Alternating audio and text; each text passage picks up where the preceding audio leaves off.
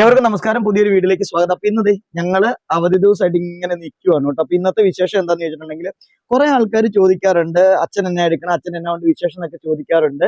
അപ്പം അച്ഛന്റെ ജസ്റ്റ് ചില വിശേഷങ്ങളൊക്കെ പറയാനും അച്ഛന്റെ ചില കാഴ്ചകളൊക്കെ കാണിക്കാന്നൊക്കെ വിചാരിച്ചിട്ടാണ് കേട്ടോ ഞങ്ങൾ വന്നത്. സംഭവം എന്താ വെച്ചിട്ടുണ്ടെങ്കിൽ അച്ഛന് കുറച്ച് ദിവസമായിട്ട് അത്ര ഒരു സുഖമില്ലായ്മയൊക്കെ ഉണ്ട്. സോഡിയത്തിന്റെ ചില പ്രശ്നങ്ങളുണ്ട്. അതെങ്ങനെയാ മനസ്സിലായെന്ന് വെച്ചിട്ടുണ്ടെങ്കിൽ കഴിഞ്ഞ ദിവസം കൊണ്ട് ബ്ലഡ് ഒക്കെ ടെസ്റ്റ് ചെയ്ത് നോക്കിയപ്പോഴത്തേക്കും അല്ലേ സോഡിയത്തിന്റെ ഇച്ചിരി കുറവുണ്ട്. പിന്നെ ഹോസ്പിറ്റലിൽ കൊണ്ടുപോയി അച്ഛൻ ഇഞ്ചക്ഷൻ ഒക്കെ എടുത്തു. ന്യൂറോയുടെ മെഡിസിൻ അച്ഛൻ കഴിക്കുന്നുണ്ട്.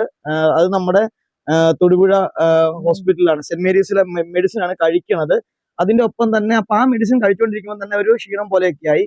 പിന്നെ നമ്മൾ ഗവൺമെന്റ് ഹോസ്പിറ്റലിൽ കൊണ്ടുപോയി ഫിസിഷ്യനെ കാണിച്ചു കേട്ടോ. ഫിസിഷ്യനെ കാണിച്ച് അവര് മേലുവേനയ്ക്ക് ഇഞ്ചക്ഷൻ ഒക്കെ എടുത്ത് കുറച്ച് മരുന്നൊക്കെ തന്നെ നല്ല കഫക്കെട്ടുണ്ടായിരുന്നു, അതിന്റെ മെഡിസിൻ ഒക്കെ കൊടുത്തത്. ഇപ്പോഴും അച്ഛനോട് ഇത് ചുമച്ചുകൊണ്ടിരിക്കുന്നുണ്ട്. പിന്നെ സോഡിയത്തിന്റെ കുറവുണ്ട്, അപ്പൊ സോഡിയത്തിന്റെ മെഡിസിൻ സ്റ്റാർട്ട് ചെയ്തു. അങ്ങനെയൊക്കെ ഇരിക്കുന്നുണ്ട്. ഇങ്ങനെയൊക്കെ ആണെങ്കിലും ചാച്ചന്റെ ചില കാര്യങ്ങൾ വളരെ രസകരമായ കാര്യങ്ങളാട്ടോ.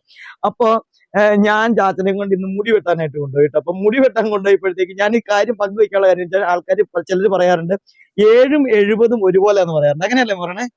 ആ 7ഉം 70ഉം ഒരുപോലെ എന്ന് പറയുന്നത്. അതുപോലെയാണ് ചാച്ചന്റെ കാര്യം. ചാച്ചൻ എങ്ങനെ വെച്ചിട്ടുണ്ടെങ്കിൽ അപ്പൊ മുടി വെട്ടാൻ പോയിട്ട് ഞാൻ അവിടെ ചെന്നിട്ട് ഇങ്ങനെ ഇരിക്കുമ്പോഴത്തേക്കും സാധാരണ ഞാൻ അച്ഛനെ മുടി വെട്ടാനായിട്ട് അവിടെ ഏൽപ്പിച്ചിട്ട് അങ്ങ് പോവുകയാണ്. അങ്ങനെ ഇവിടെ ഇരിക്കാറില്ല.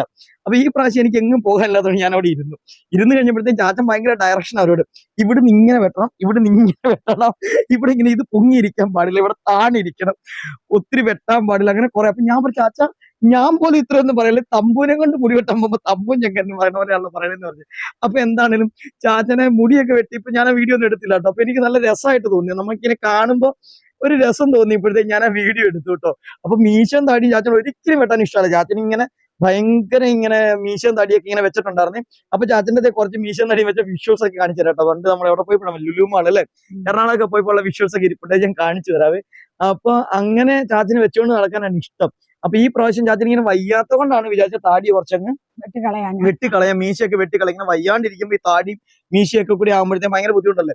ഞാനാണ് എപ്പോഴും താടി മീശയൊക്കെ വെട്ടിക്കളയാം, അത് വേറെ കാര്യം. അപ്പൊ ആ കാര്യങ്ങളൊക്കെ ജസ്റ്റ് ഒന്ന് കാണാവേ.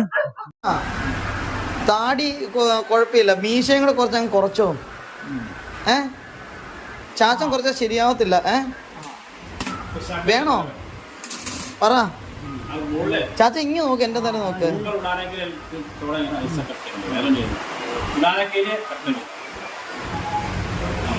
കുറച്ചെടുക്കട്ടെ ചാച്ച മീശ.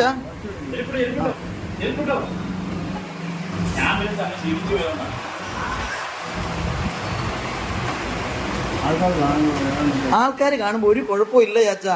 ആൾക്കാർ എന്നെ കാണാനായിട്ടാ. ചാച്ചന് മീശ എടുക്കുന്ന ഇഷ്ടമല്ല, താടി എടുക്കുന്ന ഇഷ്ടമല്ല, അതാണ് പ്രശ്നം.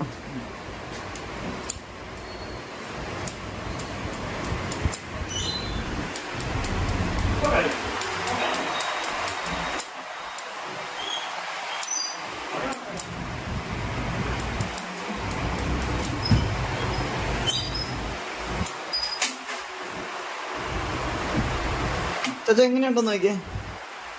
കുറച്ചും കൂടെ എടുക്കണോ? ഈ വാല് കുറച്ച് കട്ട് ചെയ്ത് കളയട്ടെ. പറ, ഇങ്ങനെ വെക്കണോ ചാച്ചനെ? നിന്നോട്ടെന്നാ. ഇത് കട്ട് ചെയ്യണോ ചാച്ച? കട്ട് ചെയ്യണോ വേണ്ടയോ?